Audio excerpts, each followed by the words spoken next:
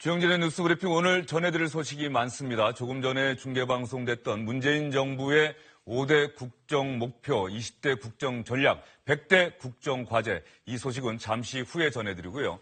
문재인 대통령 이 국정 과제 발표에 전에 오전 11시 반부터 청와대에서 여야 사당 대표들과 오찬 간담회를 했습니다. 말씀드린 대로 제1야당인 자유한국당의 홍준표 대표는 불참했습니다. 문재인 대통령 여야 사당 대표들과 마주 앉아서 많은 얘기들 주고받았는데요. 분위기 어땠을까요?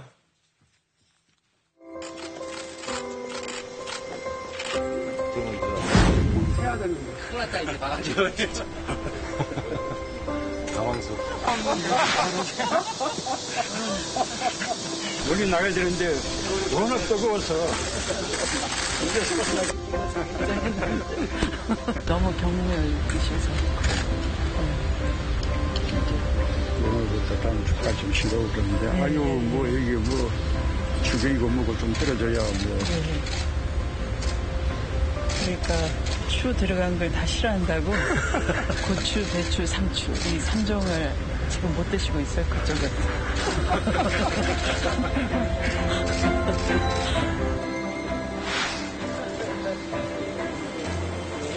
아우, 대통령님 감사합니다.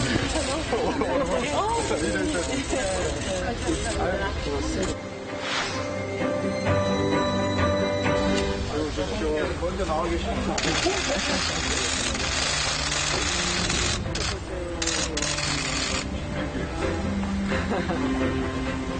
이쪽으로 가야죠. 그래서 우리 이해군 대표님하고 이정미 대표님은 제가 다시 한번 축하.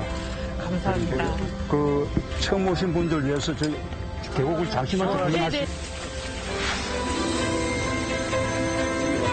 그러니까 그럴까봐 그렇게 그럴수록 우리 모두가 그래서 감사드립니다. 전국 운영에 아주 어려움이 많은 것 같습니다. 뭐 다 서로 다 100% 만족스럽지 않더라도 좀 이렇게 처리들을 해주시면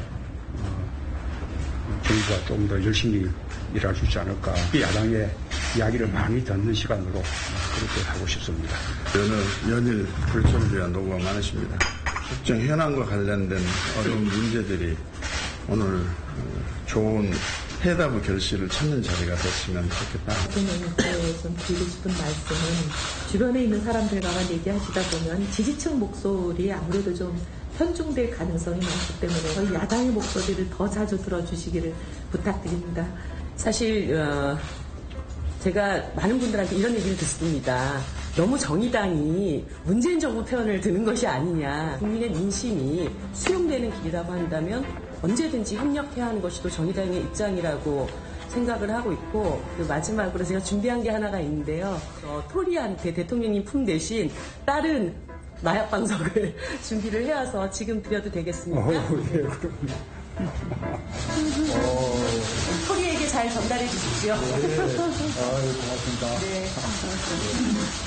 오늘 이렇게 대통령께서 불러주셔서 이 분위기에서 우리가 또 서로 묵은 것은 틀어내시고 대협치, 통큰 정치의 그런 장으로 오늘 분위기가 이끌어졌으면 좋겠습니다.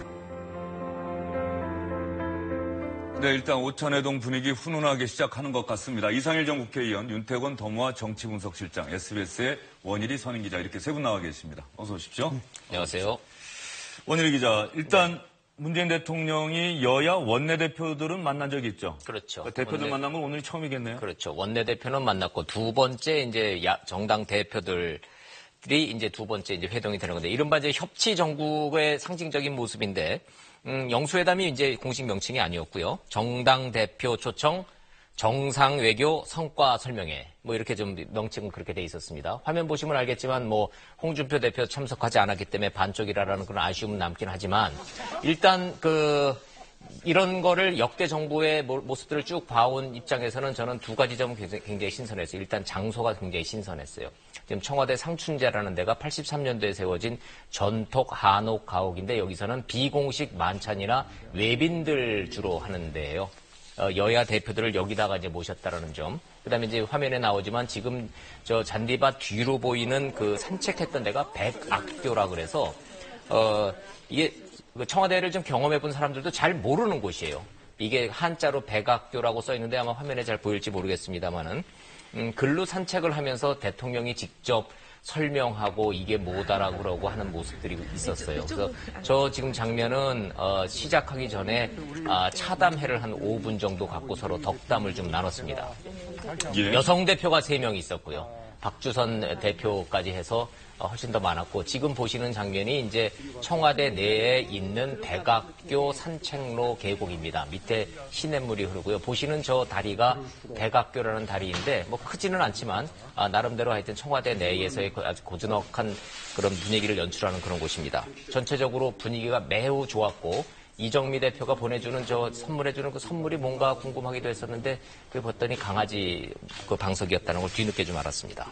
뭐 이런 식으로 해서 이제 분위기는 화해했습니다만 처음에 말씀드린 대로 홍준표 대표 빠진 반쪽짜리 협치 모습이었다는 점에서 아쉬움은 여전히 남아 있습니다. 예, 상춘제가 보니까 원내대표들도 저리로 모셨군요. 그래서 처음은 아니고 상춘제에서는 이제 여야 정당 대표들, 원내대표들 만날 때는 앞으로 저 상춘제에서 만나는 게 일종의 관행이 되지 않을까 싶은 생각도 들고요. 네.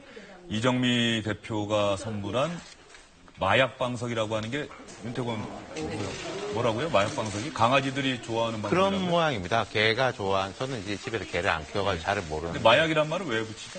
마약처럼 좋아한다 그 뜻이 아닐까요? 마약처럼 아주 좋아한다. 한 번 앉으면은 이제 강아지가 내려올 줄 모른다. 뭐 거의 이런. 중독된다. 뭐 네. 이런 뜻인가 보죠. 원내대표 회동을 할 때 또 이제 정의당 노회찬 원내대표가 그 82년생 김지영이라는 좀 화제가 되게 되고 있는 소설책을 문 대통령한테 선물해가지고 또 이제 화제가 됐는데 아마 거기에서 아이디어를 얻은 것 같아요.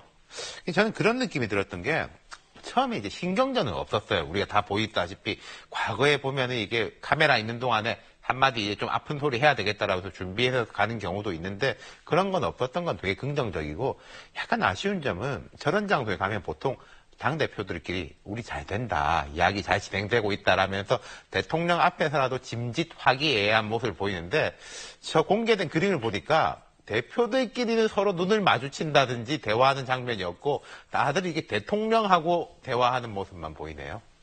네. 근데 저 2013년에 문재인 대통령이 야당 대표 시절에 박근혜 대통령하고 했던 마지막 영수회담이 뇌리에 남아 있어요. 그때 문재인 당시 민주당 대표는 메모를 해가지고 갔어요. 이런 식으로 경제정책 운영하면 나라 안 된다. 그래서 이렇게 하면 안 된다고 소득 주도 정책으로 바꿔달라고 공식적으로 요청을 하고 매우 어색한 미소를 지으면서 분위기 썰렁했던 그런 게 마지막 영수회담이었거든요.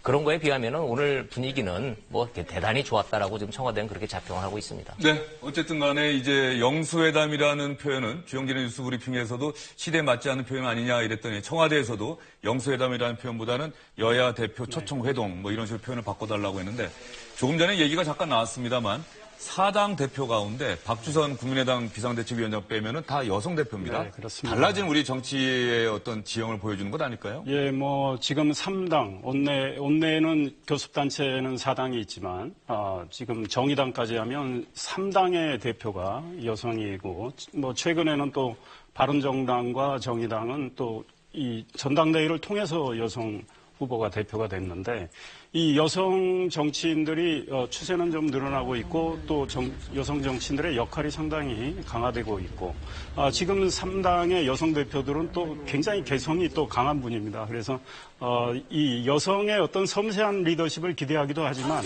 또 사실 굉장히 당찬 분들이어서 앞으로 여성 대표들이 어떤 역할을 할지 좀 주목이 되고요.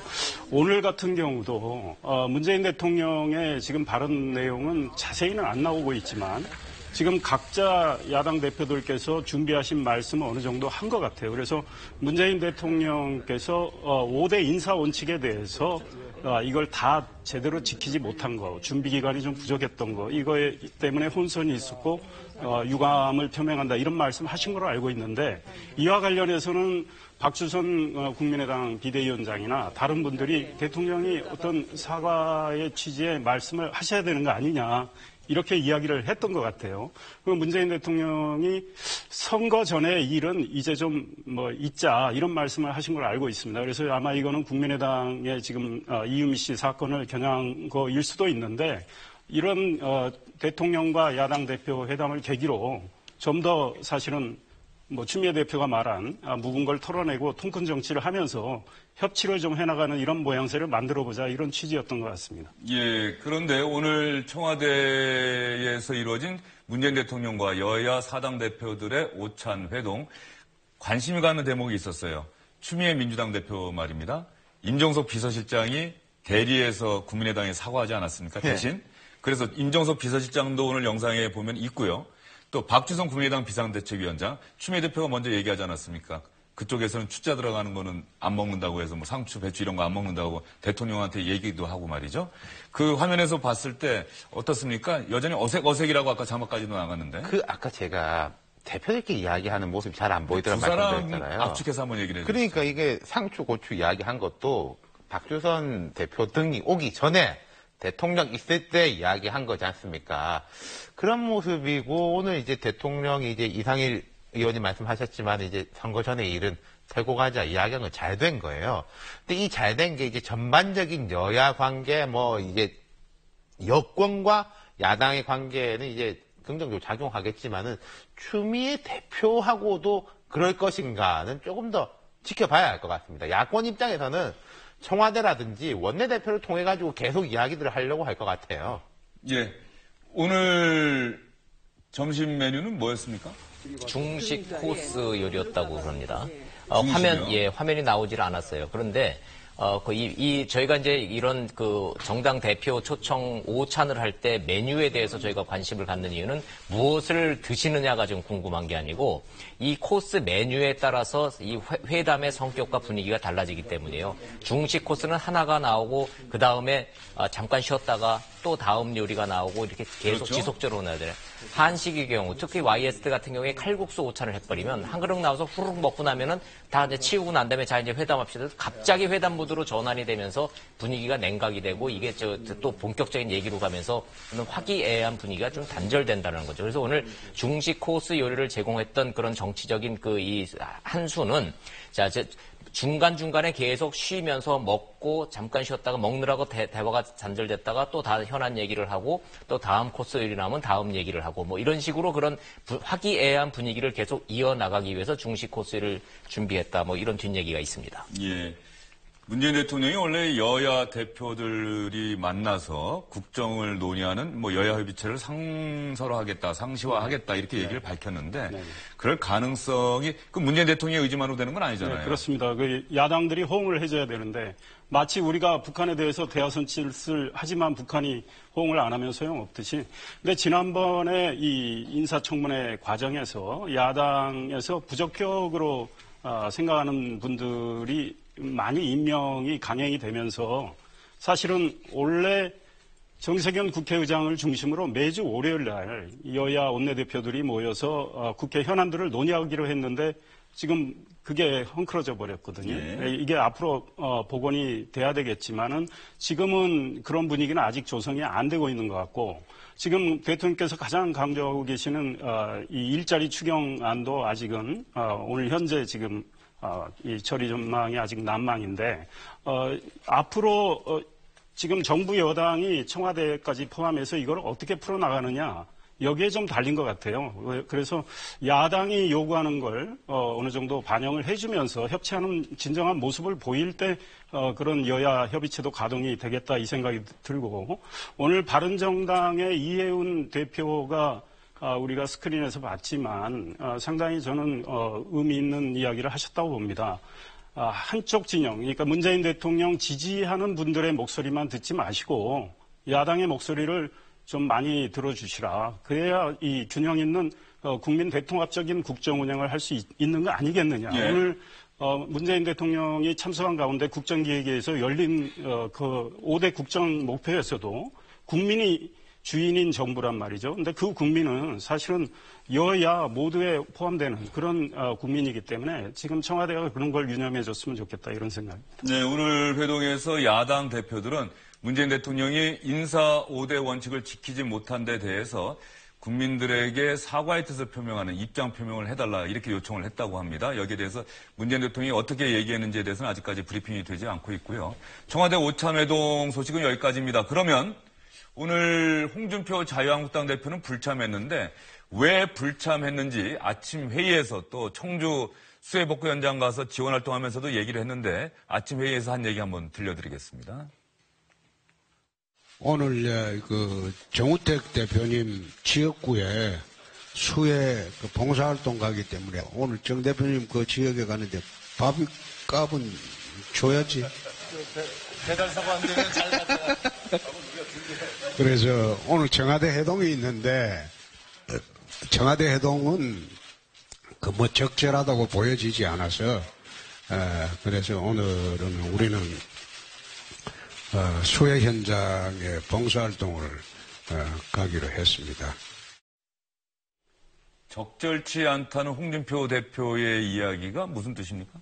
표면적으로는 과거 정부 때 있었던 한미 FTA 재협상 과정에서 반대를 했던 문재인 그 당시 야당의 입장에 대해서 사과 표명을 하지 않는 한 내가 거기에 가서 하는 거는 좀 부적절하다는 거고요. 속마음은 본부 중대가 1, 2, 3중대 모아서 회담하는데 내가 가서 끼는 거는 적절치 않다고 했던 그런 속마음이 이미 밝힌 바가 있죠. 화면에서 보신 대로 아침부터 가서 오늘 6시까지 지금 저런 복장과 저런 상태로 지금 그 봉사활동 하고 있습니다. 회동에서 오찬 가서 지금 한가롭게 밥 먹을 생각 없다는 거고 대신 수해 현장 속으로 가서 국민들과 하겠다는 거죠. 자, 정치적 메시지는 뭐 분명합니다. 나 빠진 여야 대표 회담 백날 해봐야 소용없다. 어차피 통 큰 이 협치의 모델을 하려면은 나하고 해야 된다라는 홍준표식 그 정치적 메시지라고 분명히 해석되고 있습니다. 홍준표 대표는 양복을 입을 때도 그렇고 저렇게 수해복구 지원활동 입을 때 복장도 멀리서 보면은 어떻습니까? 어떻게 보이십니까? 조금 그 기성정치인과는 좀 달라 보여요. 네. 그리고 특별히 빨간색을 굉장히 좋아하시잖아요. 뭐 네이도 빨간색을 입으시는 거 넥타이도 무조건 빨간색이고요.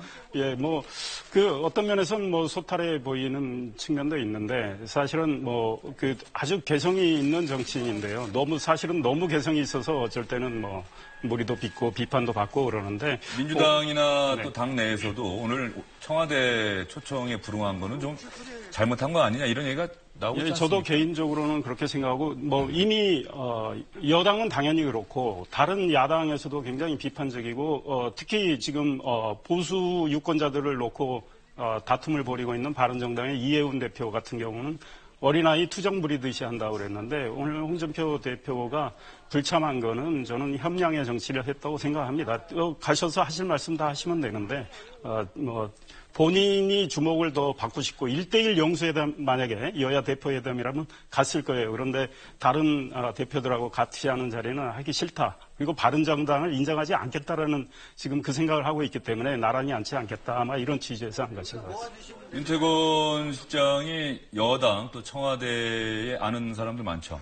예, 그런데 그렇다고 한다면 문재인 대통령이 홍준표 대표와 그러면 홍준표 대표만 들어오십시오. 나하고 또 1대1로 한번 만납시다. 이렇게 제안할 가능성이 있습니까? 당장은 없을 것 같은데요. 뭔가 이제 다른 모멘텀이나 계기가 생긴다면은 뭐 청와대에서 마다할 필요가 있겠습니까? 일이 잘 풀린다면. 근데 이런 느낌이 드는 게 홍 대표가 차별화를 염두에 둔 거라면은 성공했죠.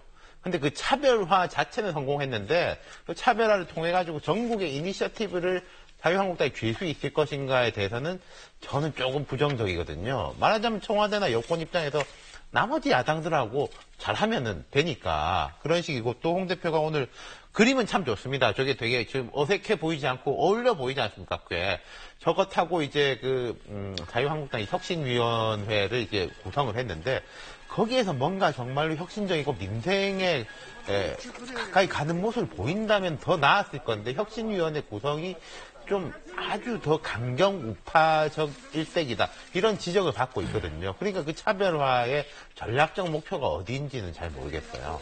알겠습니다. 문재인 대통령과 청와대에서는 야당과의 협치 강조하고 있습니다만 역시 정치는 상대방이 있는 것 같습니다. 제1야당의 홍준표 대표는 오늘 청와대 초청에 응하지 않았습니다. 저희는 다음 주제로 넘어가 보도록 하겠습니다. 문재인 정부 앞으로 5년 동안 대한민국을 이렇게 바꾸겠습니다라고 하는 청사진을 발표했습니다. SBS도 1시간 넘게 생중계해드렸는데요. 시청자 여러분은 어떻게 보셨는지 궁금합니다. 내용이 상당히 많습니다. 국민의 나라, 정의로운 대한민국 반드시 만들겠다는 게 문재인 대통령과 또 문재인 정부의 약속이었는데요. 먼저 문재인 대통령 이야기 한번 들어보실까요?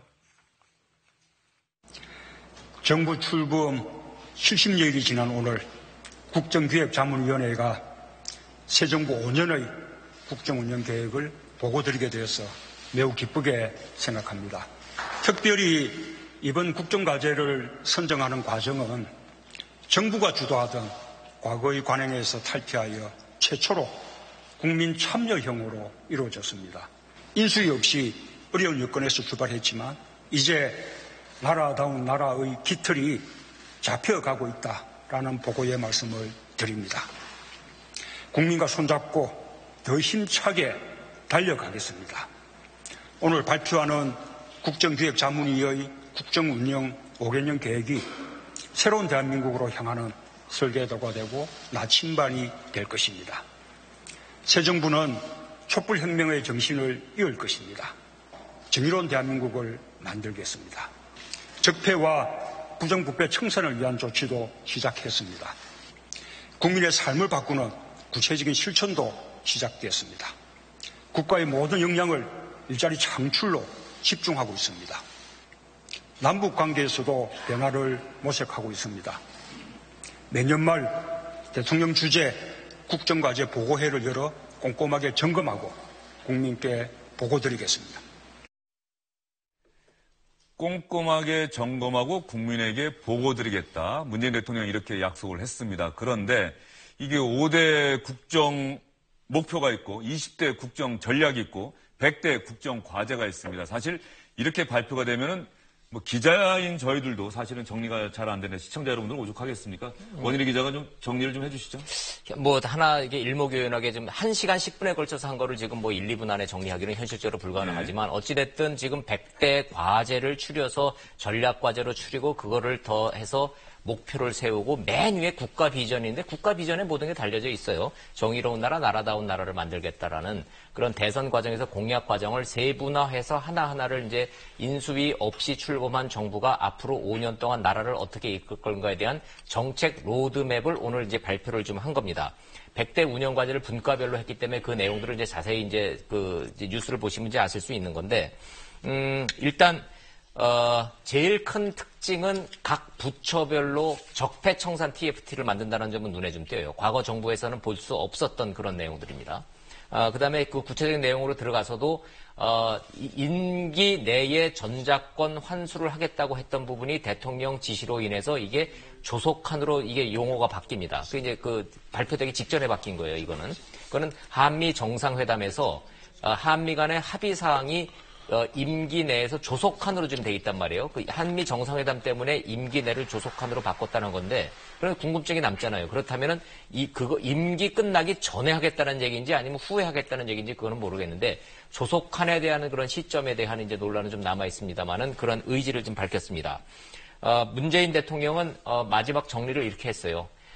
대선 과정에서 국민들한테 한 약속을 구체적으로 하나하나 차근차근히 해서 반드시 지키겠다. 저는 개인적으로 역대 정부의 이런 국정과제 발표를 쭉 복기를 해보면서 이런 생각이 들었습니다. 공부를 열심히 해서 이 계획을 열심히 짜는 학생이 좋은 성적을 내서 좋은 성과를 내는 것은 아니에요. 그러나 이렇게 계획을 잘 짜지 못한 학생이 공부를 잘하기는 매우 어렵죠. 전체적으로 100대 과제 정리된 거를 보면 역대 정부 내에서 해왔던 모든 좋은 거를 잘 정리를 해서 정리가 참 잘 됐다. 이제는 이 계획대로 잘 실행만 되면 되는데, 물론 걸림돌이 많고 해결돼야 될 선결 과제들이 많습니다. 그 얘기들은 이제 두 분이 이제 마저 해주실 거로 생각합니다. 예, 5대 국정 목표 다시 한번 보여주시죠. 국민이 주인인 정부, 더불어 잘 사는 경제, 내 삶을 책임지는 국가, 고르게 발전하는 지역, 평화와 번영의 한반도. 일단 어떤 뜻인지는 다가옵니다. 더불어 잘 사는 경제, 국민이 주인인 정부, 내 삶을 책임지는 국가, 고르게 발전한 지역, 뭐 지방분권, 지방자치를 얘기하는 것 같고요. 평화와 번영의 한반도는 지금 북한 문제를 얘기하는 것 같습니다. 이 가운데 이상일 의원이 보시기에 오늘 발표된 국정과제 가운데 이상일 의원이 가장 주목해서 본 부분은 어디입니까? 가장 우리 국민한테 시급한 문제 중에 하나라고 생각하는 건 북한 핵 문제입니다. 그런데 문재인 대통령께서 아주 의욕적인 목표를 지금 내세운 거죠. 2020년, 앞으로 3년 안에 북한 핵 폐기를 합의하겠다라는 건데요. 정말 그대로 됐으면 좋겠습니다. 정부가 앞으로 많은 노력을 하겠지만 이게 사실 상대가 있기 때문에 현실적으로는 쉽지 않은 문제인데요.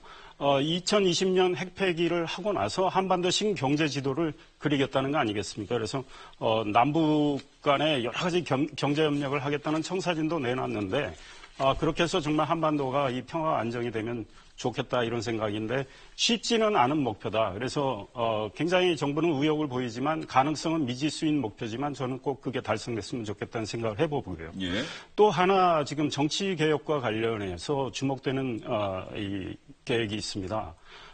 지금 국회의원 선거구제는 명시적으로는 이야기 안 했지만 비례대표를 이야기하면서 권역별 정당 명부제를 해서 비례대표제를 하겠다. 그러면 이거는 비례대표 숫자를 늘리겠다는 겁니다. 예. 대신 지역구 의원 숫자는 줄이겠다는 건데 문재인 대통령이 오늘 국정기획자문위가 명시적으로는 이야기 안 했지만 국회의원 선거구제를 중대선거구제로 바꿀 가능성이 상당히 있고 아마 야당은 그 주장을 할 가능성이 앞으로 있겠다. 그래서 개헌 논의 과정에서 이 문제가 대두가 될 것 같고 또 국회의원 국민 소환제가 있습니다. 이거는 사실은 국회의원 입장에서는 부담스러운데 국민들은 환영할 만한 제도인데 과연 국회에서 입법으로 이루어질 가능성이 있는지 이거는 제가 앞으로 지켜봐야 되겠다. 그다음 대통령 선거에서 결선 투표제.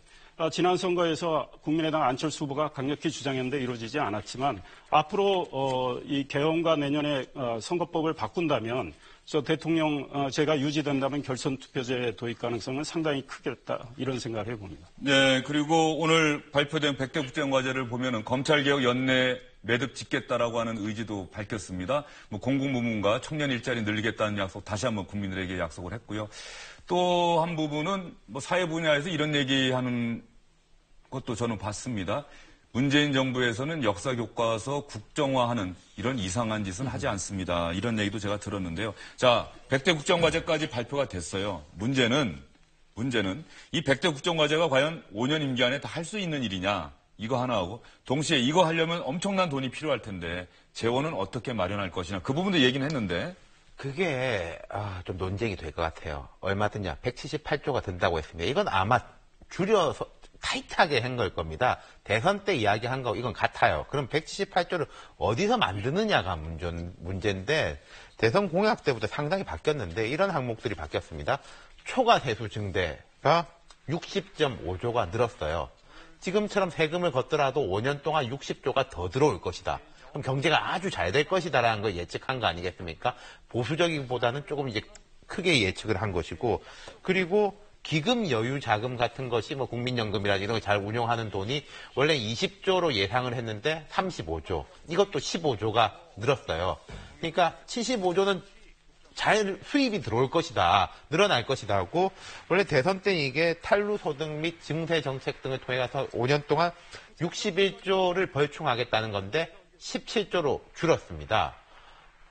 그러니까 이게 현실적으로 가능할 것인가에 대해서는 저는 이건 아마 좀 논쟁이 될 것 같아요. 이건 60조는 잘 풀린다는 걸 예상한 건데 우리 경제가 우리만 잘한다고 뭐 되는 것도 아니고 외국의 조건이 어떨지 이런 것하고 다 맞물려 있는 상황이지 않습니까? 그래서 이게 현실성 있는 계획인가에 대해서는 좀 논쟁이 진행될 것 같네요.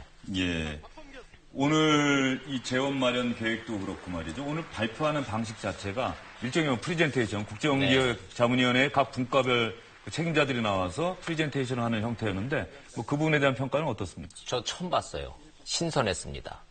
대한민국의 국회의원과 교수와 공무원들이 저렇게 프레젠테이션을 잘할 수 있었다라는 것도 신선했고 깜짝 놀랐습니다. 아마도 미루어 짐작컨대 저 프레젠테이션을 위해서 굉장히 훈련을 많이 받고 뭔가 전문가한테 훈련받은 티는 분명히 나요. 그럼에도 불구하고 뻘쭘히 서서 그냥 쭉 서류를 읽어 내려가고 앉은 사람들은 꾸벅꾸벅 졸고 앉아 있었던 역대 정부의 그런 국정과제 설명회에 비하면 저렇게 활기차게 프레젠테이션을 하는 저런 방식, PPT 방식은 국민 여러분들이 보기에도 문재인 정부는 뭔가 일을 해도 조금 다르게 하는구나라는 효과는 분명히 있을 것 같아요. 그러나 자, 저런 포장과 모양새가 중요한 것이 아니라 지금 윤 소장께서 얘기하신 것이 지금 오늘 과제에 있어서의 정말 과제 중에 과제를 이제 본질을 말씀해 주신 건데 178조에 대한 공약 이행에 필요한 이 재원 마련을 어떻게 할 것인가. 그 핵심은 빠져 있지만 결국은 증세 논란입니다. 자, 증세를 어떻게 할 것인가. 올해 같은 경우에 국세청 발표한 자료를 보면 1월부터 5월까지 지금 초과세 수분이 11조 2천억 원 더 걷었다고 발표를 했어요. 공교롭게도 딱 우리 추경 예산안하고 액수가 지금 똑같지 않습니까? 동일하게 그냥 산술적으로 계산해 보면 올해만 해도 뭐 한 25조에서 30조 가까이 지금 초과세 수가 가능하다는 얘기예요. 자, 직접 국세만 거둔 게 그렇다 그러면은 부가세하고 소득세하고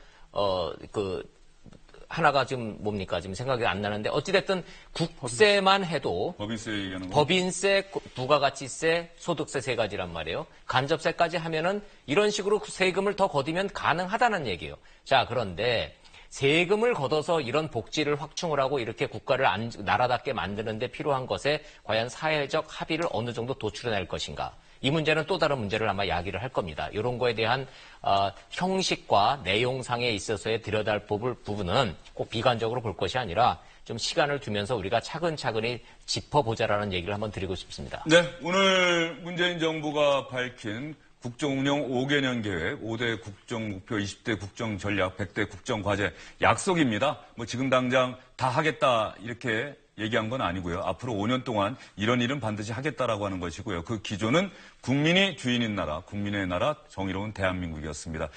호랑이를 그리다 보면 하다못해 고양이가 된다고 하죠. 100대 국정과제 그런 뜻에서 많은 분들이 긍정적으로 지켜보고 있을 것 같습니다. 그리고 방금 들어온 소식들이 하나 있는데요. 청와대 오찬회동에서 문재인 대통령이 한 얘기가 들어왔습니다. 야당 대표들이 인사청문 5대 원칙 지키지 못한 데 대해서 입장 표명을 해달라 이렇게 요구했더니 문재인 대통령 앞으로 보완해 나가도록 하겠다 얘기했고요. 캠프, 보훈, 낙하산 인사 없게 하겠다. 그리고 여소야대 전국 운영에 어려움이 많다. 야당들이 적극적으로 도와달라 이렇게 얘기를 했습니다. 그리고 원전 문제와 관련해서는 반드시 민주적인 절차를 따르겠다. 신고리원전 5, 6호기 건설과 관련해서는 공론화위원회 결정에 그대로 따르겠다는 약속 한 번 더 했고요. 미국 트럼프 대통령이 FTA 재협상이라고 얘기한 부분과 관련해서 국내 정치용이다. 한미 FTA 수정이 불가피하다고 한다면 국회와 적극적으로 협조하겠다. 이렇게 약속을 했습니다. 조금 전에 여러분께 전해드린 100대 국정과제 더 자세한 소식, 정밀한 정리는 이어지는 오뉴스 8시 뉴스에서 자세히 여러분께 전해드리도록 하겠습니다. 주영진의 뉴스 브리핑 오늘은 여기서 마무리하겠습니다. 고맙습니다.